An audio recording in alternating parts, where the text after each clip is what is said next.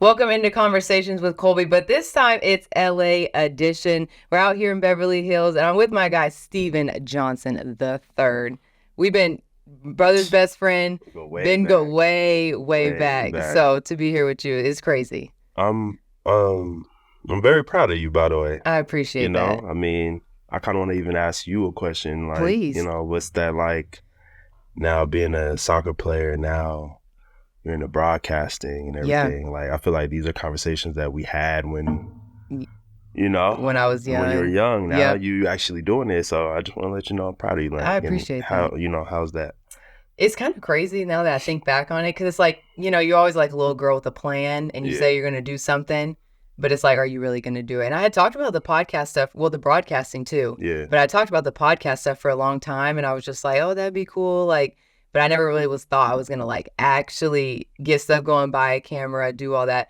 So to see I'm doing that now is pretty awesome. I don't think I give myself a lot of credit because I'm always like thinking it could be better, I mean, you come from a strong family also. Right. I think like achieving and like making things happen definitely is like in the bloodline. So like, I don't know. You're doing it though. Yeah, I know. And there ain't no telling what this is gonna take you, Right. I'm excited for sure. And to have you on here. I wanted to talk about your story because, you played football at UCLA with my brother, but then you kind of knew, you wanted to do something different after 100%. That. Now you're doing real estate. Like, how was that transition, especially being an athlete, sport, that's your life. And then you step out of that and try to work in something that's also a big industry. Yeah. So how was that transition? That transition was tough. Yeah. Just being an athlete your whole life and that being your identity. Right. I kind of knew, I would say probably like my junior year, maybe. Mm-hmm. Junior year of college, kind of when I met your brother. Yeah. That's when I kind of started to realize, okay, it's a lot of politics involved. This might not be the route for me. Right. But I'm going to finish at UCLA. Because, I could have transferred, went somewhere else and kept playing. But I thought about it and I'm like, I don't know if I want anyone to control me ever again. Yeah. That's one thing that I won't let. Because I realized, okay, I can put in all the work that I want to put in. You can work hard, you can do all the extras, but you're just not in the right position at the right time with the right coaches or no chance. And people don't talk about that enough. Not at all. It's like under the rug. Yeah, make sure you're in the right spot. You got a school that really, really like you, and it might not be the biggest school. Go there. If you want to play, go. Now. When it's too late. Right. Way too late. But I think that transition was trying to find my identity in the real estate game, where it's something that isn't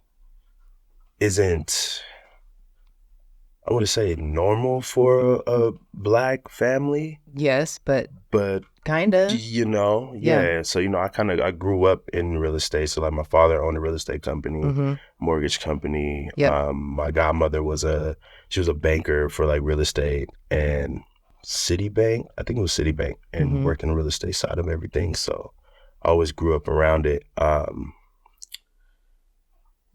think seeing that my whole life, down and trying to make that transition of like, okay, my family does this already. Right. How do I now get into this field as a Black man here, especially in like Beverly Hills? And that was gonna be my question, because I don't even know a lot about real estate, but even just taking that step in an area, because you're not even being from here either, you're being from the Bay. So I was already wondering how that was, trying to maneuver in something you didn't really even know how to do yourself. It took some time for sure. Like, I didn't get a deal for, I would say, about a year. It took me about a year and a half. Is that normal?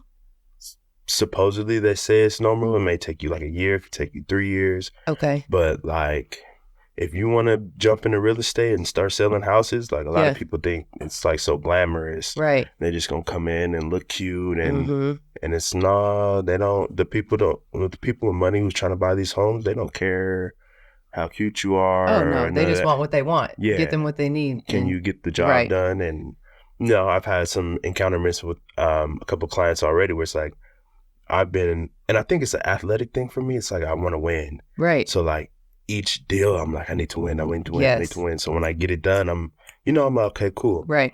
But then I've had situations where, okay, maybe the market has a part in your job where people aren't buying a house. Right. Interest rates might be too high and people don't want to, step into into that world. Yeah. So now it kind of messes with your ego a little bit. And now my ego is messed with. I'm like, it's a lot of stuff that goes into it that you don't even think about. Way too much. So I'm constantly on the phone. I could be driving somewhere, prepping for an open house or prepping to do a showing. Yeah. I need to know all the details, how I'm going to talk to them, who are they, and how do I talk to this person? Right. Because I'm switching personalities with these people too many. It's a lot of... That's hard to do.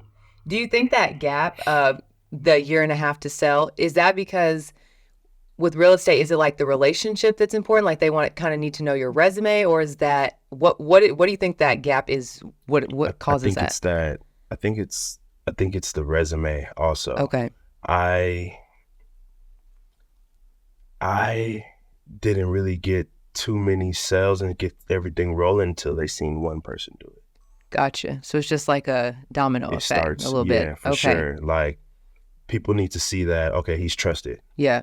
Can they trust you with their money? They're trusting me essentially with millions of dollars. They're trusting me with thousands of dollars. Like I've moved hundreds and thousands of dollars to different places. And, do they trust you? Yeah. But also there are a lot of people who, also you can look at it this way. If they do like you too, they'll work with you. But it's like you need to show and put that out there. You got to get the person who, it could be a family member. Right. But I've been blessed. I got lucky with all the different athletes and stuff that I do know that do trust me. And that's cool to kind of see you being an athlete, being able to kind of resonate with that person. For sure. Kind of go into this industry, which comes again, like, sports, it's a lot that comes with it. But like, I feel like I wouldn't even be in the position I was in without playing sports and obviously my family, but the connections that I had made through that. As a little kid, you playing with little kids and travel teams and stuff. And then now everybody's adults and some of these people are NBA stars, NFL stars, and you really been knowing them your whole life. Yeah. So like, I kind of fell into that situation. And then I normally always speak about it where I met a family pretty much that was big in entrepreneurship. So it brought in another side of perspective for me of like, I was around sports, that's what I knew. And then I started meeting people in the tech industry. So then I got my second client that I ever sold a house to. He's a tech founder. He pretty much took me under his wing and kind of gave me that, hey, look, I want you to be a part of this. I want you to sell me my first house. And See, that's why I know we had always, like Caleb and you and I, when we talk, we're always like, what we wish we would have done in college. And I know like you and Caleb used to always say like, I wish I would have built more relationships like with anybody in college, not just the athletes. Cause I know being an athlete, it's hard to just get out of that bubble just because of your schedule. But even now I tell people like, go talk to anybody and everybody that you can. In the frat house with people who are going to be and are striving to be someone. Like we're all at the same place, trying to do the same thing. I think nowadays, like everyone's saying, like it's not like what you do these days when it comes to like getting a job, right? Right. There's a lot of people who can't get a job or don't get job opportunities and they want them. And I think it's more about who you know. Right. Who knows you. How they view you, because I've never, like how I got my job, I ran into a couple agents while they were young and chopped it up. I told them this is what I want to do. We just hit it off. They liked me. And then when I got my license, they pretty much brought me in. But I think if I would have maybe stepped on their toes or something, or just, I don't know, if I tried to play too big, because I'm I could have been already been a cold shoulder. It would have already been a cold shoulder, because that same guy ended up becoming one of the biggest agents out here now. It's crazy. And that's how it's about connections. Because even me too, like playing at Portland, I knew, okay, being in athletics, my games have to be broadcasted on some type of station here. So I just went to the athletic department, asked them like, who broadcasts our games? Like, who's your guys' partner?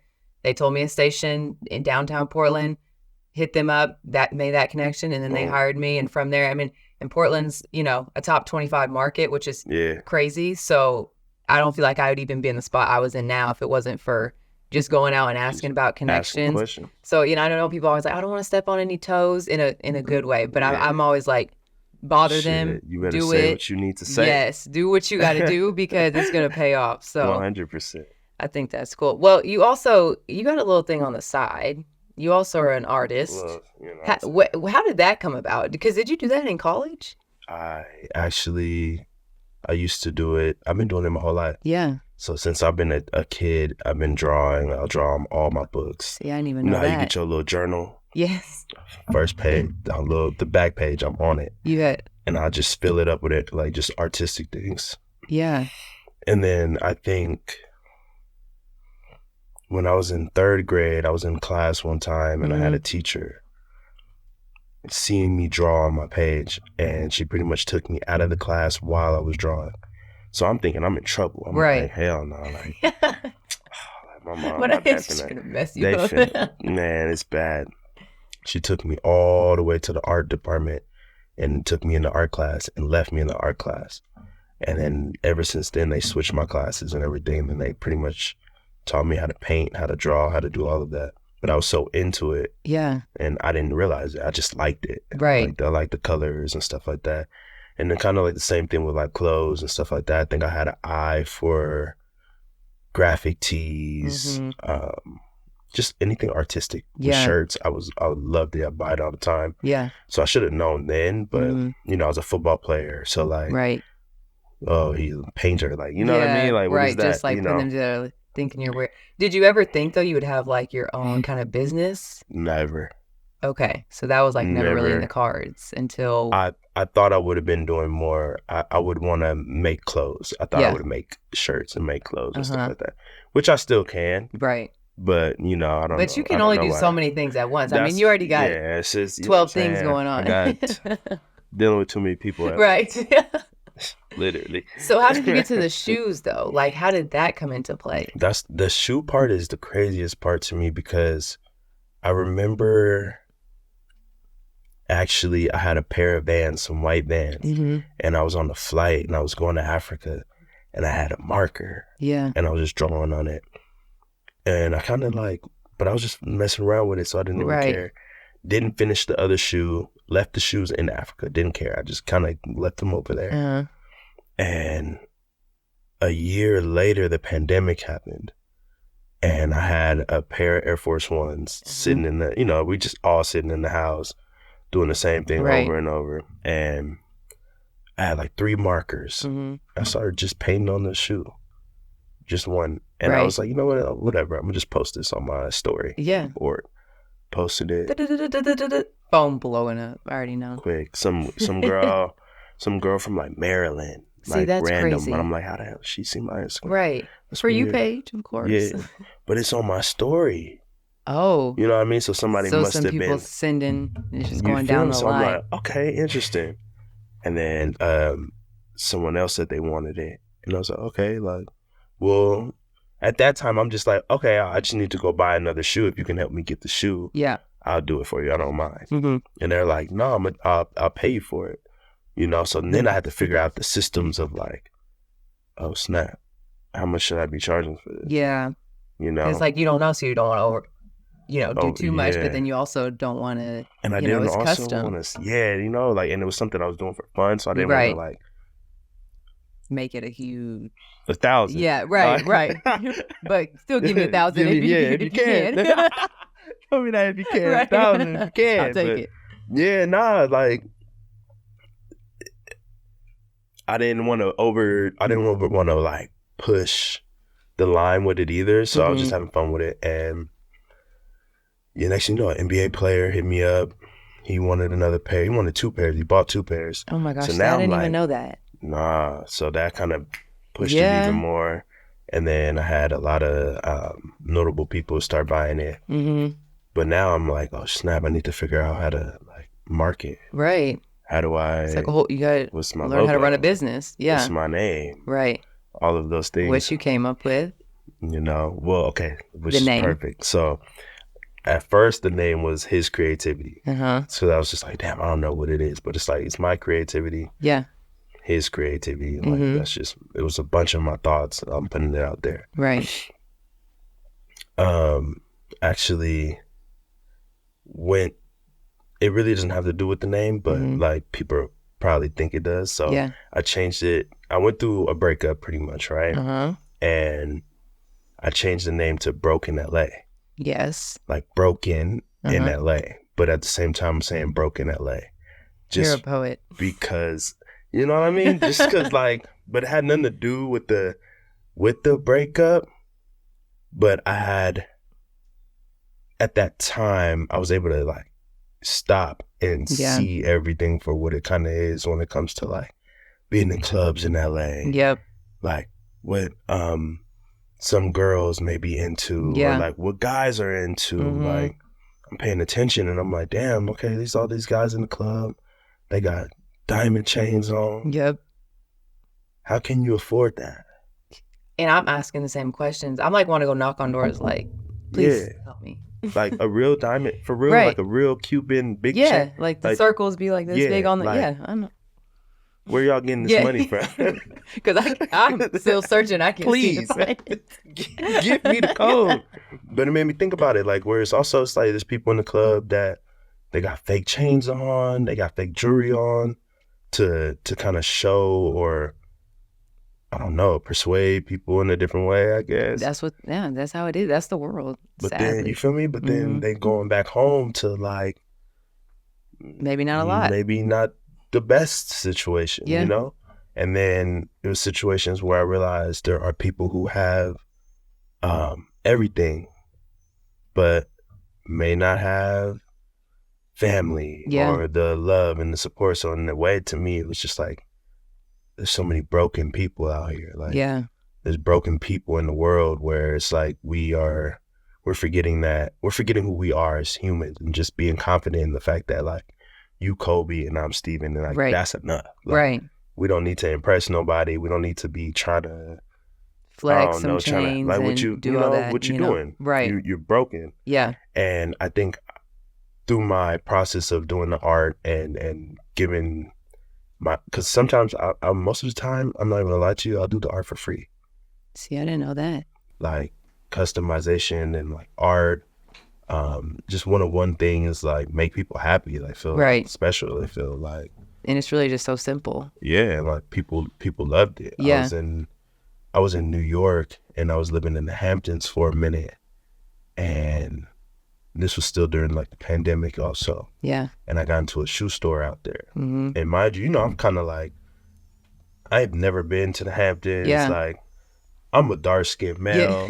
Like, you don't know what you do. I don't know I don't know what's going on out here. This is not normal for me. And I got my shoes in there, and then I started realizing, like, they start selling out. Yeah. All the kids are loving it. And then, it's like, damn, like, yeah, like, this is big time. Like, the people were loving it so much that it made me look at art differently. Yeah. Where I'm like, okay, people love art. People love uniqueness or individuality.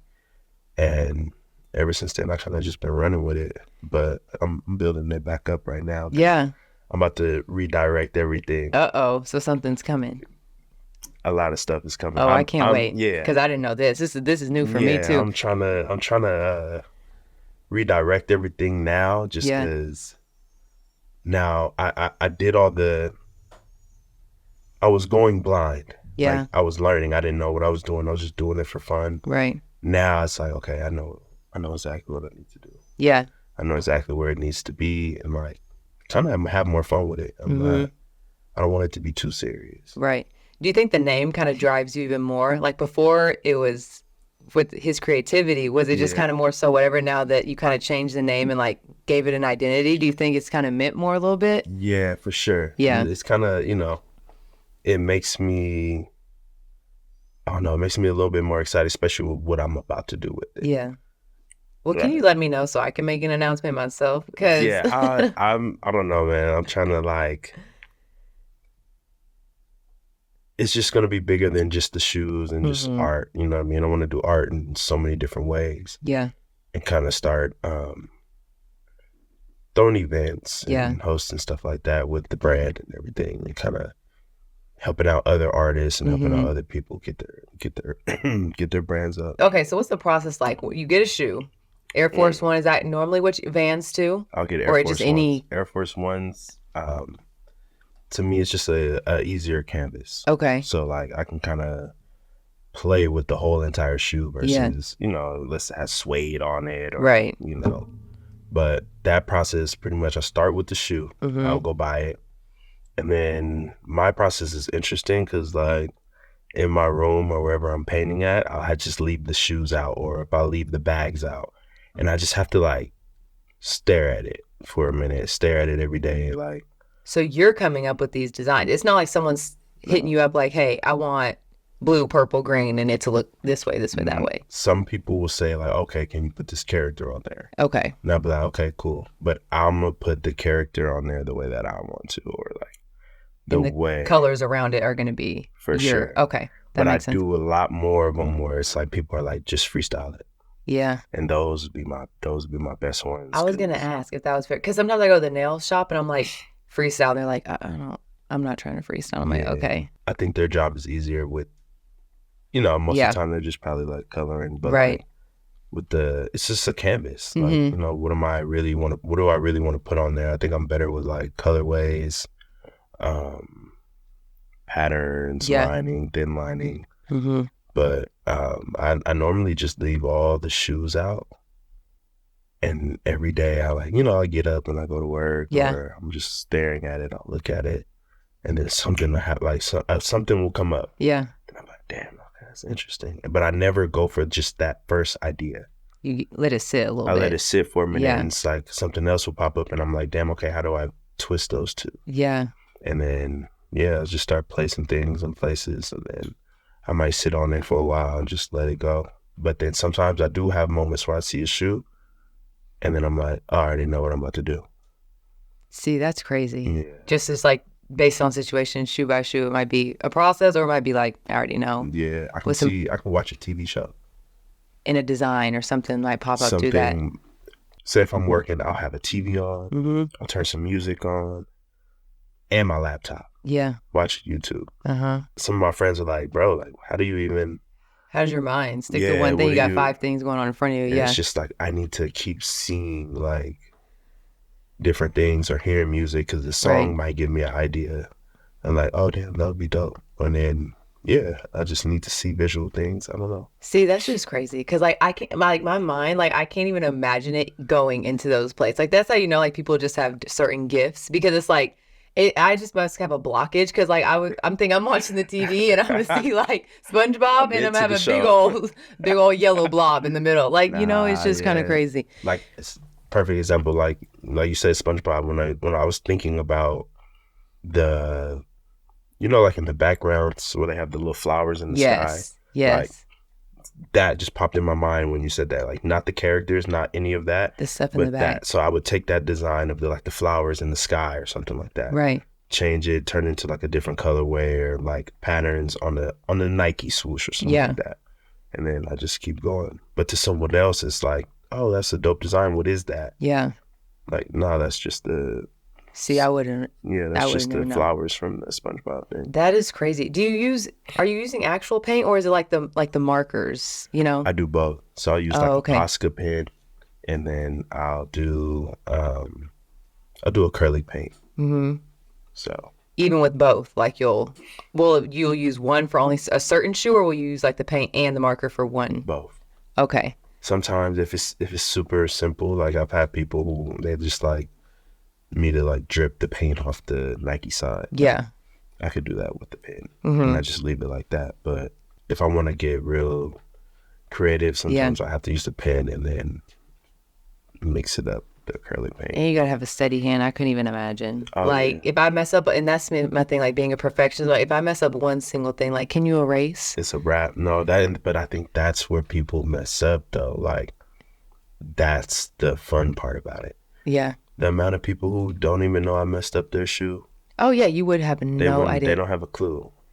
See, it's crazy because even with broadcasting, like I'll feel like I mess up on there and they're like, Colby, like nobody at home noticed that. I'm like, not at all. But still, That's I like noticed. art. But yeah, I actually had a girl do a painting for me in Portland, and she kind of does it that way. Like she'll just kind of like let it drip. She does like the drip thing, and she's like, I just let it go. Like that's the thing. Like I don't, got to, I don't start to get a paper towel and that. Like I just let it drip how it does, and like that's the design.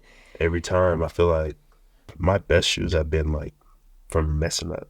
Yeah. And then I make some random design, and then people are like, "Oh, I love it." And in my head, I'm like, you don't even know. That was, you know what I mean? The amount of shoes that I've probably messed up and then turned them into something else. Like, right. That is crazy. Okay, so usually at the end of my podcast, I always ask something crazy. Not normally like that crazy, but just like super random. Yeah. And I asked my brother, because him being your best friend, like he's gonna know you a little bit better than me. And his question, he said, he said that I should ask you: would you rather have $10 million right now, or go back to the age of 18 knowing everything that you know now? Oh. I like that message so fast. I was like, this is perfect. No, that's a good one. That's a really good one. I'm about to take the 10 Emmys. That's hard to pass up. That's tough. 10 mil right now. Right now. Like sitting on this table right now, you would have it. But I know what I know now, right? Right. Well, okay, now you're shaking it up a little bit. You feel me? I guess so, because then you could just get the same thing. You could know what you know. I might figure out something. But you're not 18 either. True. I love how deep you think. I really like how you really no, because I really want to be fair for them. Like I don't want to be like, oh yeah, everybody will say 10 mil, yeah, but it's like, okay, but what you gonna do with the 10 mil? Right, like, right. Do you really know how to manage $10 million right Probably now? not. If it was me. That's what I'm saying. So which one are you? Which one are I'm you gonna picking? go 18, just to make it interesting. You took like the smart, deep. I'm gonna go 18, just because. If I knew what I knew now at that age, well, that's college, right? Yeah. Yeah. Just now getting into it. Like how we said earlier, I'm telling you, I would have took every internship possible. That's me too. I would have probably quit football. Yeah. Like when I felt that it was done, it was time. Yeah. I would have ran away from it, let it go, and then I would have been in the classrooms. Right.